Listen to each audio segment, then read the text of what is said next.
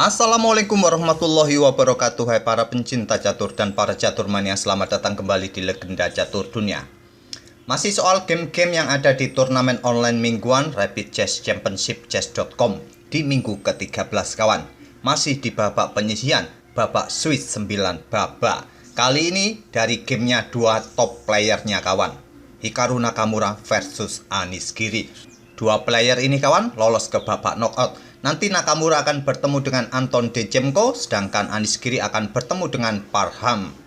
Game ini sangat seru kawan, akan menyajikan pertarungan antar kuda. Jadi kuda siapa yang lebih lincah? Kita langsung ke permainan. Nakamura melangkah kuda F3 terlebih dahulu dengan ready openingnya dibalas dengan pion D5. Zucker tot opening sekarang karena pion D5 ini dimainkan. Pion E3 mencegah pion ini didorong kembali. Selanjutnya kuda F6 dan pion B3. Kita sering menjumpai permainan Nakamura dengan formasi Viajento gajah gelapnya kawan. Apakah bermain dengan Nimzo Larsen attack, juga bermain dengan gajah Viajento petak B2. Dan dibalas Anish Giri dengan gajah terang F5. Selanjutnya pion D3.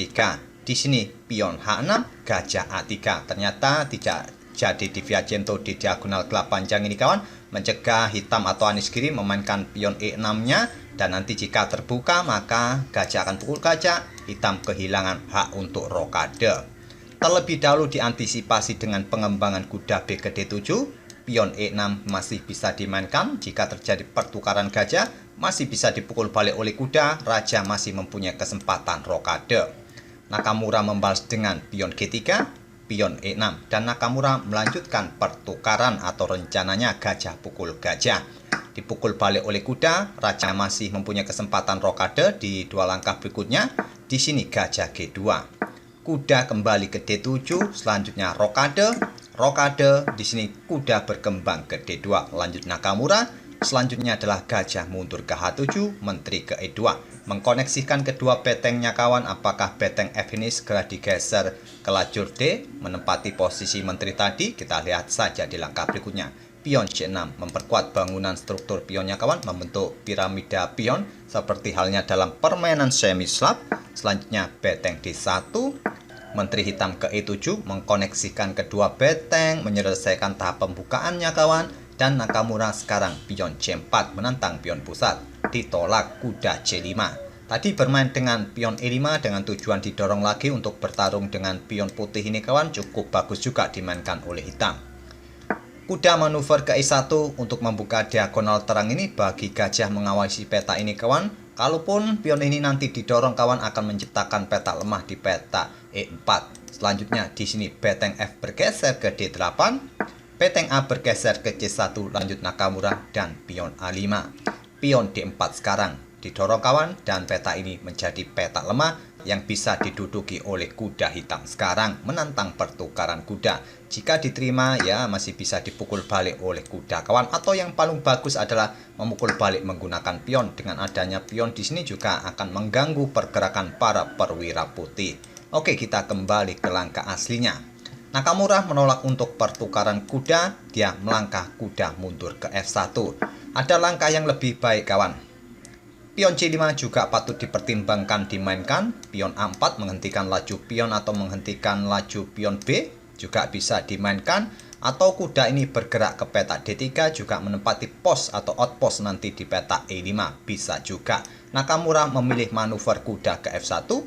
Di sini pion A4 menantang pertukaran pion. Tantangan ditolak, pion C5 dimainkan Nakamura untuk menciptakan pion yang menggantung kawan di lajur B, ataupun juga nanti menciptakan pion lemah di peta atau di lajur C jika pion B ini nanti didorong maju. Selanjutnya pion A pukul pion B3, dipukul balik oleh pion A, kuda ke D7, sekarang pion B4. Berkoneksi dengan pionnya kawan, apabila pion ini didorong, ditahan saja. Nanti jika pion pukul pion, masih bisa dipukul balik oleh pion B, dan hitam akan mempunyai pion yang menggantung di lajur C nanti. Beteng A3 bukan pilihan terbaik. Pilihan terbaik adalah menggeser beteng D ke lajur B kawan untuk persiapan mendorong pionnya. Ataupun langsung mendorong pionnya sekarang juga tak mengapa menurut Stockfish. Tapi Anish Giri tadi memilih bermain dengan beteng naik ke peta A3, dan dilanjut di sini dengan menteri bergerak ke B2. Beteng ditumpuk di lajur A ditantang oleh beteng A1. Terjadi pertukaran beteng dipukul balik oleh beteng dan di sini menteri mundur ke D8. Menolak untuk bertukar beteng lagi kawan. Karena kenapa? Nanti lajur A akan dikuasai oleh putih. Itulah kenapa pada posisi seperti ini tadi, di sini tadi setelah baku hantam beteng, Anies Giri menolak pertukaran beteng. Jika nanti terjadi pertukaran beteng putih pukul beteng hitam, menteri masih bisa pukul balik dan menterinya masih menguasai lajur A yang terbuka penuh ini kawan. Nakamura melanjutkan dengan pion F3 mengancam kuda, kuda mundur ke F6, selanjutnya kuda putih naik ke D2, mulai aktif kawan memberikan bantuan untuk menekan. Beteng B8 lanjut Anies Giri menempati satu lajur dengan menteri putih, harapannya nanti pion akan didorong, pion pukul pion dan tidak akan berani dipukul balik oleh pion B. Terlebih dahulu Nakamura mengangkat betengnya ke A7. Pion B6, menteri menghindar ke C3, menghindari ekstrean kawan. Pion B pukul pion C5 dipukul balik oleh pion B. Selanjutnya kuda manuver ke E8, bukan pilihan terbaik bagi hitam kawan. Pilihan terbaik adalah menantang pertukaran beteng di sini. Jika ditolak, menteri bergeser ke A3, ya kalian tinggal melanjutkan pertukaran beteng kawan, tak ada masalah. Di sini kalian bisa melanjutkan dengan pion E5, menteri C8 ataupun ke peta E8 bisa jadi dilakukan oleh hitam dan permainan masih cukup seimbang kawan. Tapi Anies Giri tadi melangkah dengan kuda ke E8. Di sini gajah mundur ke F1 lanjut Nakamura, memberikan bantuan backup di diagonal terang ini kawan, dibalas dengan gajah G6. Bukan pilihan terbaik juga. Pilihan terbaik langsung ke F5 atau menantang pertukaran beteng merupakan pilihan terbaik kawan. Dan di sini kuda bergerak ke peta B3 ataupun juga beteng ini turun ke peta A6 kawan juga cukup bagus bagi putih. Nakamura memilih menantang pertukaran gajah terang.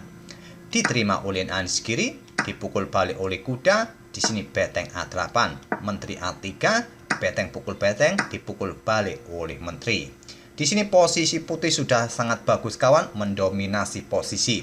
Menterinya sudah menempati area pertahanan hitam di sayap menteri ini. Apalagi juga hitam ini mempunyai isu yang sangat penting, yaitu pion lemah peta C6 ini.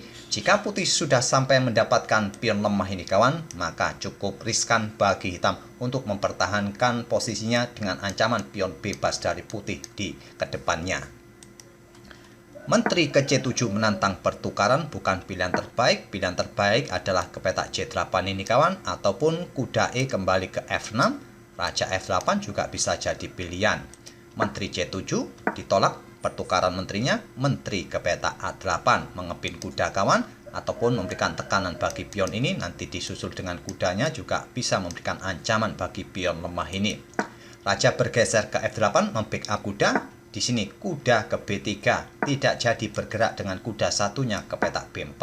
Karena kenapa? Menteri akan bergerak ke peta ini kawan. Menantang pertukaran nanti juga mengincar kuda. Tidak jadi putih bisa mendapatkan pion ini lagi. Mungkin menteri akan ke peta A4 dan di sini pion ini masih mendapatkan ancaman. Di sini bisa diantisipasi dengan menteri ke peta ini kawan, ke peta B5.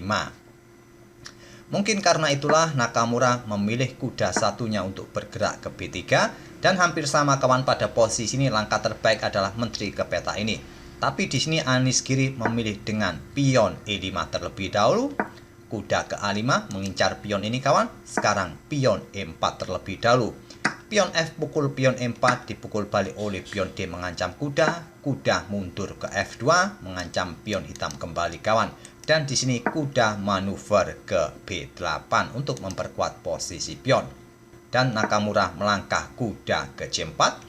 Di sini pion F5, pion G4, pion F4 dan kuda ambil pion E4, pion F pukul pion E3. Selanjutnya adalah kuda manuver ke E5, kembali memberikan pressure bagi pion ini. Pion E2, raja F2 dan menteri hitam mundur ke D8 sedang mengincar pion ini kawan dengan tempo skak. Di sini diantisipasi dengan kuda F3, bukan pilihan terbaik. Pilihan terbaik adalah kuda ini bergerak ke peta D6 kawan, menantang pertukaran kuda. Jika kuda pukul kuda masih bisa dipukul balik oleh pion kawan. Dan jika menteri berani ambil pion ini, apa jadinya kawan? Maka menteri akan berkorban. Tapi masalahnya nanti menteri akan kena garbuan skak. Putih masih mempunyai kuda, tapi hitam tidak mempunyai apa-apa nanti. Itulah langkah variasi terbaik yang ditawarkan oleh Stockfish kawan. tidak bermain dengan kuda mundur ke F3 yang dipilih oleh Nakamura. Dan pada posisi Anizkiri melangkah kuda ke C7 mengancam menteri. Pilihan terbaik lainnya adalah mempromosikan pion, dan di sini terjadi tempo ataupun tadi kawan di sini bisa bermain dengan menteri naik ke peta D5 ini kawan, merupakan pilihan terbaik, sama-sama memberikan ancaman bagi kuda masing-masing. Oke, kita kembali ke langkah aslinya tadi, kuda C7 dan di sini menteri bergerak mundur ke A2. Kuda ke D5 lanjut Anizkiri, menteri ambil pion, kuda D7 di sini Nakamura menempatkan kudanya di spot yang bagus kawan, peta D6. Di sini kuda F6, menteri E6 memberikan ancaman skakmat diantisipasi dengan tantangan pertukaran menteri. Langsung diterima, dipukul balik, kuda mundur ke C4. Tidak terburu-buru bermain dengan kuda E5-nya kawan untuk mendapatkan pion ini. Bisa jadi kuda ini manuver nantinya disusul kuda satunya.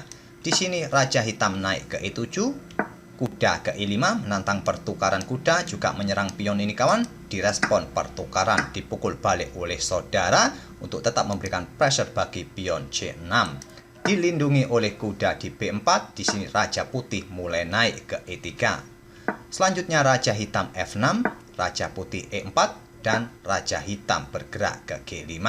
Dan Nakamura berkorban kuda di sini kawan, pukul pion C6. Diterima, selanjutnya pion D5. Kuda ke A5, Raja Putih naik. Di sini Raja Hitam turun ke G6. Di sini Raja Putih terus naik ke peta E6. Dilanjut dengan kuda B3 mengancam pion, simpel didorong maju. Kuda ke D4 skak setelah Raja bergerak ke peta D7 ini, Anizkiri menyerah di langkah ke-60. Sangat sulit menghentikan laju pion ini kawan, sudah pasti salah satu pion ini bisa promosi. Kalaupun bergerak ke peta ini sekarang kawan, ya simple, pion ini akan tetap didorong, disikat Raja, dan pion ini tetap bisa promosi. Itulah kawan yang terjadi pada posisi seperti ini. Setelah Raja ini bergerak, sudah tidak memberikan kesempatan bagi hitam untuk mengejar dua pion putih ini. Apalagi Anizkiri juga bermain cukup lambat kawan. Sisa waktunya sekitar 20 detik dan game ini tak ada incrementnya. Kalau waktu sudah habis ya habis kawan. Sedangkan Nakamura bermain sangat cepat, masih menyisakan 3 menit lebih. Semoga permainan dari kedua pemain ini bisa menghibur kalian kawan dengan pertarungan dua kuda tadi. Dan kita akan bertemu di video-video berikutnya. Terima kasih. Wassalamualaikum warahmatullahi wabarakatuh.